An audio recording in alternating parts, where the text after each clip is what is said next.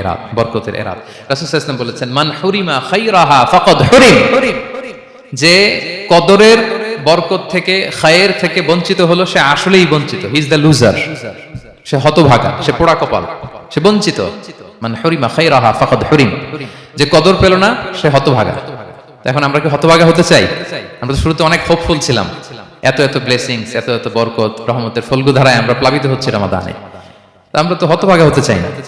তা আমরা যেন এই শেষ 10 দিন এক তালে আন্তরিকতার সাথে ঈমান ও ইহতিসাবা আমরা যেন ইবাদত করি। সম্মানিত ভাই এবং বোনেরা, তাহলে আমরা সৌভাগ্যশীলদের অন্তর্ভুক্ত হতে চাই, হতভাগা হতে চাই না। আমরা এবার একটু শুনবো যে রাসূলুল্লাহ সাল্লাল্লাহু আলাইহি ওয়াসাল্লাম কদরের রাতগুলোতে কি কি ইবাদত করতেন। আমি খুঁজে 5টা আমলের কথা পেয়েছি বিশেষভাবে, কমন যে আমলগুলো সেগুলো তো ছিলই, বিশেষভাবে 5টা কাজ রাসূল সাল্লাল্লাহু আলাইহি ওয়াসাল্লাম এই কদরের রাতে করতেন। 1 নম্বর কাজ হচ্ছে তিনি সারা রাত জেগে ইবাদত করতেন এবং পরিবারের লোকদেরকে ঘুমোতে দিতেন না, উঠিয়ে দিতেন।